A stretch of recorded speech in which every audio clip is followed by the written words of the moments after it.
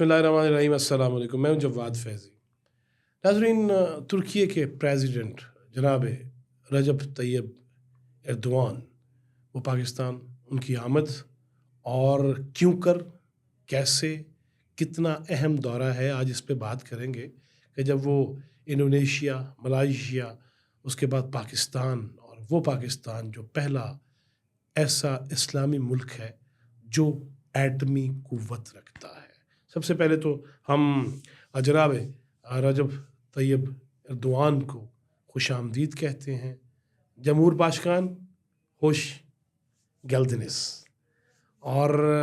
तुर्की में बात करनी चाहिए ना। मैं तो हमेशा कहता हूँ कि जितनी भी ज़बानें हैं हमें आनी चाहिए, बैरियर कम हो जाते हैं, नहीं तो कम से कम ठाक करके अगले के दिल में तो बात जाती है। तुर्की और पाकिस्तान के ताल्लुकात किसी से ढके छुपे नहीं हैं, और ख़ास तौर पे इन दिनों जब गाज़ा के अंदर जबर है, इस्तबदाद है, फिस्तायत है, कत्लेआम है, शहादतें हैं, नौमौलूद बच्चे भी नहीं छोड़े जा रहे, बुज़ुर्ग, ज़ईफ़ माएँ और दादे वो भी शहीद हो रहे हैं, नौजवान भी चुन चुन के मारे जा रहे हैं, हॉस्पिटल्स महफूज नहीं, तालीमी इदारे तो तबाह करके रख दिए, जूं तक नहीं रेंगी। वो ममालिक जो कहते थे कि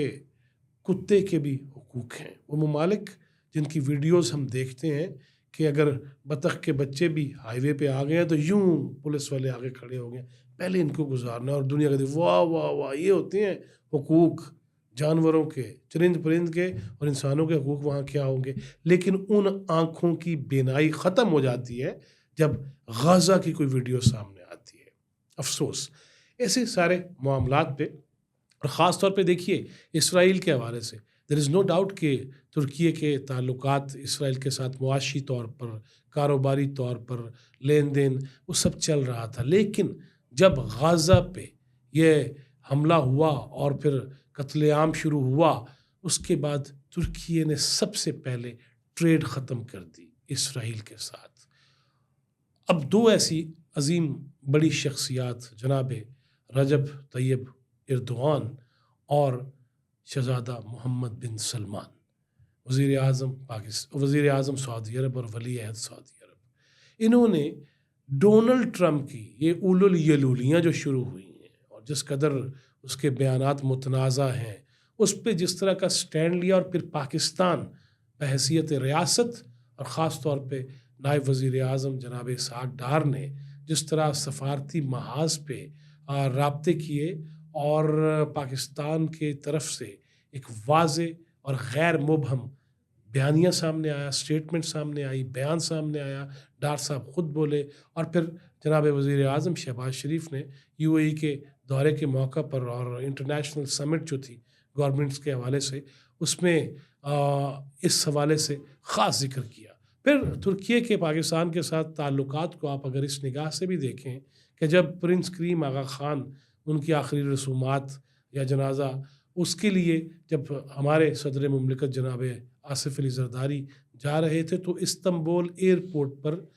तुर्की के प्रेसिडेंट अपने आला सतही वफ़द के साथ मिलने के लिए आए, और इंटरनेशनली जो बैनुल-अक़वामी मामलात हैं, जो इलाकाई तनाज़ात हैं, जो मुस्लिम उम्मा है, उसके हवाले से उन्होंने गुफ्तगू भी की। और इसके साथ साथ वो पाकिस्तान के दौरे पे, जिस तरह मैंने शुरू में ये अर्ज़ किया कि पाकिस्तान उनकी आमद, और ख़ास तौर पे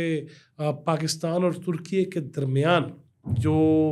मुआशी ताल्लुकात हैं या कॉरपोरेशन काउंसिल है, उसकी भी मुश्तरका सदारत भी उनके ज़िम्मे आई, उधर शहबाज शरीफ साहब, उधर जनाब रजब तैयब एर्दोआन। अब तुर्की के हवाले से अगर हम ये देखें ना कि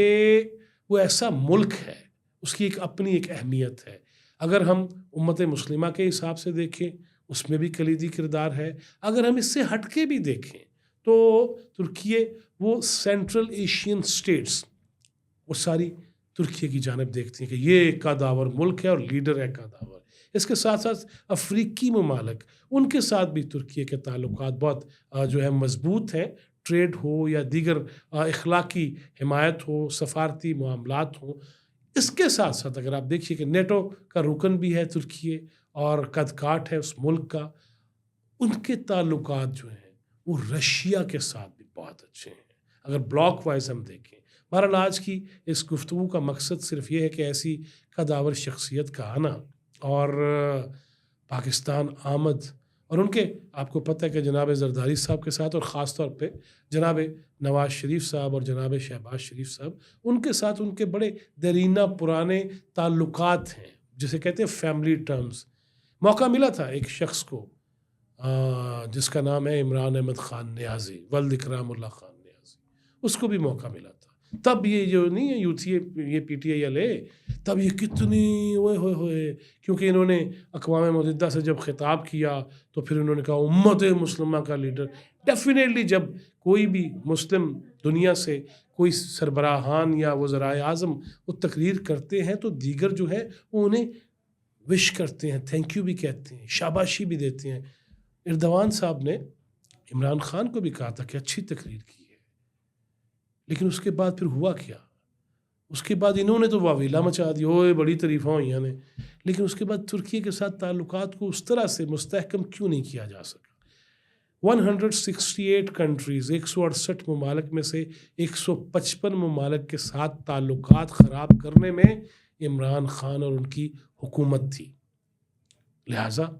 اب پھر سے جب ہم نئے رنگ دیکھ رہے ہیں، مستحکم رنگ دیکھ رہے ہیں، وہ چائنا ہو، وہ سینٹرل ایشین اسٹیٹس ہوں، وہ رشیا ہو، ایران ہو، ترکی ہو، پاکستان ہو، ایک ایسی مضبوط آواز ہے۔ اور ترکی دیر از نو ڈاؤٹ اباؤٹ اٹ کہ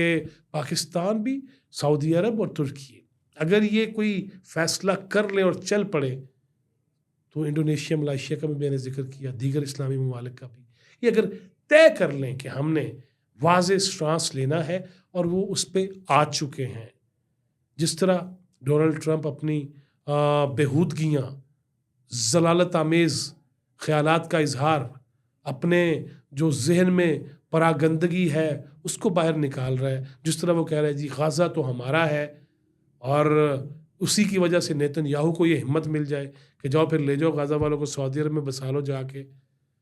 اسے فضول سٹیٹمنٹس کہا جا رہا ہے، لیکن اگر یہ اسی ڈگر پہ رہے، اگر ڈونلڈ ٹرمپ کی بھی یہی حرکات و سکنات نہیں، سٹیٹمنٹس نہیں، اور عملاً بھی ایسی کچھ چیز کرنے کی کوشش کی، تو میں نے پہلے بھی کئی دفعہ یہ بارہا دفعہ کہا کہ یہ امریکہ کی تباہی اور ٹوٹ پھوٹ کا نقطۂ آغاز بن جائے گا۔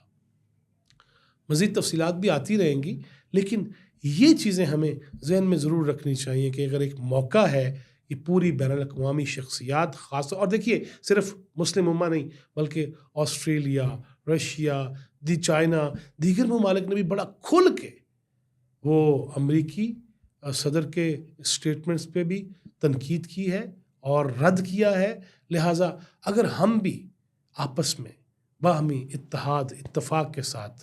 آگے بڑھیں گے تو ڈیفینیٹلی ایک مضبوط آواز جائے گی۔ پھر وہی بات ہے، عمران خان سے میں نے پوچھ لیا کہ خان صاحب، اور اس طرح میں نے پوچھا جو ان کا سٹائل تھا باہر رہتے ہوئے، وہ بھی ہر ایک کو ایسے ہی مخاطب کرتے تھے، تو جب میں نے کہا عمران آپ اسرائیل کی مذمت کیوں نہیں کرتے، اس پر انہوں نے کندھے پہلے ہی ڈھیلے تھے، چکے، یہ کیا بات ہوئی، یہ کیا سوال ہوا؟ اللہ کے بندے کر دیتے نا مذمت، میں اس پہ لانا چاہ رہا تھا آپ کو، مذمت کر دو نا۔ جب تمام تر انسانی حقوق کے وہ بلاک والے جو اسرائیل کی فلسطینیت کو غلط سمجھتے ہیں وہ مذمت کر رہے ہیں، جن کا اسلام سے کوئی تعلق نہیں، اور تم ریاست مدینہ کے بھی نام لو، تم روحانیت کا بھی نام لو، تم پیری فقیری میں بھی بڈھی کاٹ کے لے آئے، اور اس کے بعد جو ہے تم یہ مذمت نہیں کر سکتے۔ یہ فرق ہے، فرق جان کر آگے بڑھیے اور دیکھیے۔ یہاں پہ نعرے لگانا بڑا آسان ہے، بین الاقوامی پلیٹ فارمز پہ اسرائیل کی مذمت کرنا واضح انداز میں، دو ٹوک انداز میں، اور جس طرح ہم نے دیکھا اقوام متحدہ کی جنرل اسمبلی میں جب پاکستانی پرائم منسٹر نے خطاب کیا، اس کے بعد اسرائیل کے وزیر اعظم نے خطاب کرنا تھا، پاکستانی وفد نے اس کا بائیکاٹ کیا، جنرل اسمبلی سے اٹھ کے چلے گئے۔ اس میں طارق فاطمی ہوں، اس میں عطا اللہ تارڑ ہوں، اس میں خواجہ آصف ہوں، اور پرائم منسٹر بھی۔ ایسی ہمت چاہیے، انے واہ نہیں امت مسلمہ کا لیڈر اندر ہو گیا ہے، اندر جن چکروں میں ہوا ہے نا، اس پہ پھر بات کریں گے۔ اب تک کے لیے اتنا ہی. اللہ حافظ.